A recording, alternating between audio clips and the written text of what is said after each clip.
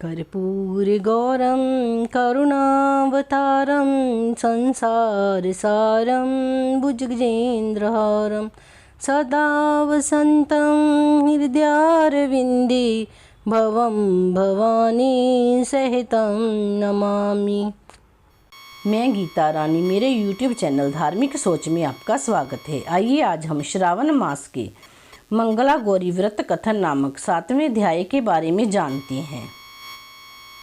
श्रावण मास महात्म्य 7वां अध्याय मंगला गौरी व्रत वर्णन तथा व्रत कथा। ईश्वर बोले, हे सनत कुमार, अब मैं अति उत्तम भौम व्रत का वर्णन करूंगा, जिसे अनुष्ठान करने मात्र से वैधव्य नहीं होता है। विवाह होने के पश्चात 5 वर्ष तक ये व्रत करना चाहिए। इसका नाम मंगला गौरी व्रत है। यह पापों का नाश करने वाला है। विवाह के पश्चात प्रथम श्रावण शुक्ल पक्ष में पहले मंगलवार को यह व्रत आरंभ करना चाहिए। केले के खंभों से सुशोभित एक पुष्प मंडल बनाना चाहिए और उसे अनेक प्रकार के फलों तथा रेशमी वस्त्रों से सजाना चाहिए। उस मंडप में अपने सामर्थ्य के अनुसार देवी की स्वर्ण में अथवा अन्य धातु की बनी प्रतिमा स्थापित करना चाहिए।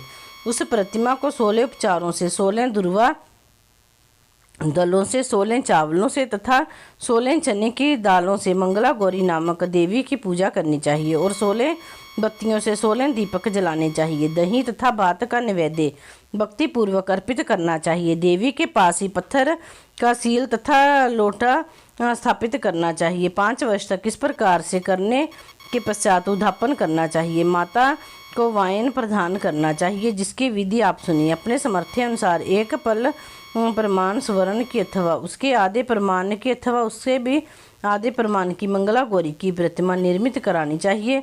अपनी शक्ति के अनुसार स्वर्ण आदि के बने तंडुल पूरित पात्र पर वस्त्र तथा रमणीय कंचों की ओढ़नी रखकर उन दोनों के ऊपर देवी की प्रतिमा स्थापित करनी चाहिए।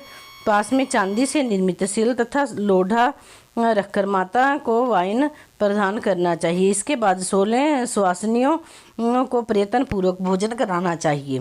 हे विप्र, इस विधि से व्रत करने पर 7 जन्मों तक सौभाग्य बना रहता है और पुत्र आदि के साथ संपदा विद्यमान रहती है। संत कुमार बोले, सर्वप्रथम इस व्रत को किसने किया था और किसको इसका फल प्राप्त हुआ? हे शंभु, जिस तरह से मुझे इसके प्रति निष्ठा हो जाए, कृपा करके वैसे ही बताइए। ईश्वर बोले, हे संत कुमार, पूर्व काल में कुरु देश में श्रुति कीर्ति नामक एक विद्वान कीर्तिशाली शत्रुओं का नाश करने वाला 64 कलाओं का ज्ञाता तथा धनुर्विद्या में कुशल राजा हुआ था। पुत्र के अतिरिक्त अन्य सभी शुभ चीजें उस राजा के पास थी। अतः वह राजा संतान के विषय में अत्यंत चिंतित हुआ और जब ध्यान पूर्वक देवी की आराधना करने लगा, तब उसकी कठोर तपस्या से देवी प्रसन्न हो गई और उससे यह वचन बोली, हे सुव्रतर, वर मांगो। श्रुति कीर्ति बोला, हे देवी, यदि आप मुझ पर प्रसन्न हो तो मुझे सुंदर पुत्र दीजिए। हे देवी, आपकी कृपा से अन्य किसी भी वस्तु का अभाव नहीं है। इसका यह वचन सुनकर पवित्र मुस्कान वाली देवी ने कहा, हे राजन, तुमने अत्यंत दुर्लभ वर मांगा है, फिर भी कृपावश मैं तुम्हें अवश्य दूंगी। किंतु हे राजेंद्र, सुनिए, यदि परम गुणी पुत्र चाहते हो तो केवल 16 वर्ष तक जीवित रहेगा, और यदि रूप तथा विद्या से विहीन पुत्र चाहते हो तो दीर्घजीवी होगा।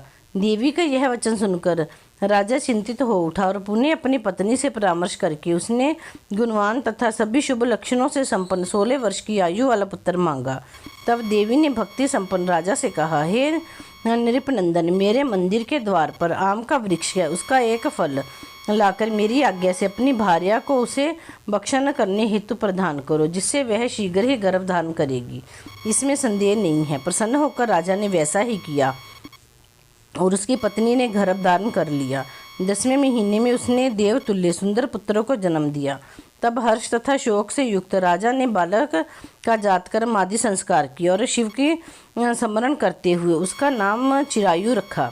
इसके बाद पुत्र के 16 वर्ष के होने पर पत्नी सहित राजा चिंता में पड़ गए और वे विचार करने लगी कि यह पुत्र बड़े कष्ट से प्राप्त हुआ है और मैं इसकी दुखद मृत्यु अपने ही सामने कैसे देख सकूंगा। ऐसा विचार करके राजा ने पुत्र को उसके मामा के साथ काशी भेज दिया। प्रस्थान के समय राजा की पत्नी ने अपने भाई से कहा कि कार्पटिक का वेश धारण करके आप मेरे पुत्र को काशी ले जाइए।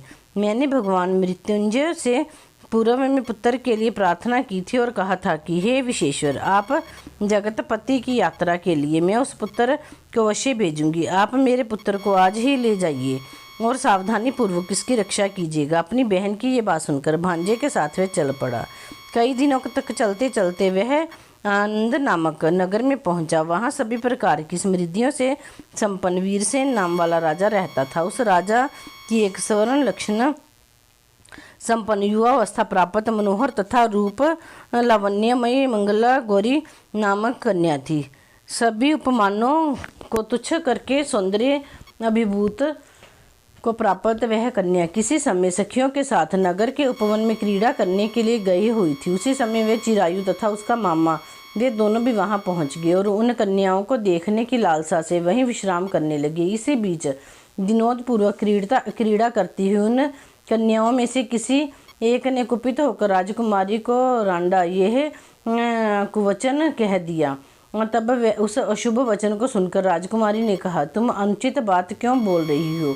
मेरे कुल में तो इस प्रकार की कोई नहीं है। मंगला गौरी की कृपा से तथा उनके व्रत के प्रभाव से विवाह के समय जिस के सर पर मेरे हाथ से अक्षत पड़ेंगे हे सखी, वह यदि अल्प आयु वाला होगा तो भी चिरंजीवी हो जाएगा। इसके बाद वह सभी कन्याएं अपने अपने घर चली गई। उसी दिन राजकुमारी का विवाह था। बहीक देश के दृढ़ धर्मा नामक राजा के सुकेतु नाम वाले पुत्र के साथ उसका विवाह निश्चित किया गया था। वह सुकेतु विद्याहीन, कुरूप तथा बहरा था। तब सुकेतु के साथ आए हुए उन लोगों ने विचार किया कि इस समय कोई दूसरा श्रेष्ठ वर ले जाना चाहिए और विवाह संपन्न हो जाने के बाद वहां सुकेतु पहुंच जाए। उन लोगों ने चिरायु के मामा के पास जाकर याचना की कि आप इस बालक को हमें दे दीजिए, जिससे हमारा कार्य सिद्ध हो जाए। इस पृथ्वी पर परोपकार के समान दूसरा कोई धर्म नहीं है। इनकी बात सुनकर चिरायु का मामा मन ही मन बहुत प्रसन्न हुआ, क्योंकि इसने उपवन में पहले ही कन्या मंगला गौरी की बात सुन ली थी। फिर भी उसने एक बार कहा कि आप लोग इसे किस लिए मांग रहे हैं? कार्य की सिद्धि हेतु वस्त्र, अलंकार आदि मांगे जाते हैं, वर को कहीं भी नहीं मांगा जाता। तथापि आप लोगों का सम्मान रखने के लिए मैं इसे दे रहा हूँ। इसके बाद चिरायु को वहां ले जाकर उन लोगों ने विवाह संपन्न कराया। सप्तपदी आदि के हो जाने पर रात्रि में शिव पार्वती की प्रतिमा के समक्ष उस चिरायु ने हर्ष युक्त होकर मंगला गौरी के साथ शयन किया। उसी दिन चिरायु के 16 वर्ष पूर्ण हो चुके थे और अर्धरात्रि में साक्षात काल सर्प रूप में वहां आ गया। इसी बीच संयोगवश राजकुमारी जाग गई।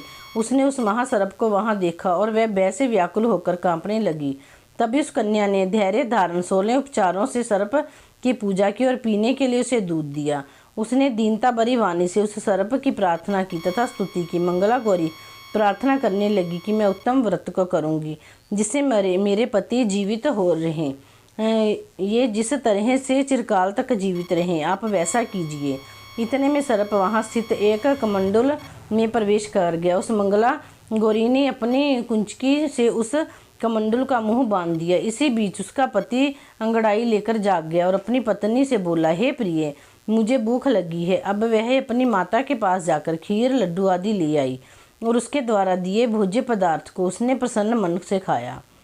भोजन के पश्चात हाथ धोते समय उसके हाथ से अंगूठी गिर पड़ी।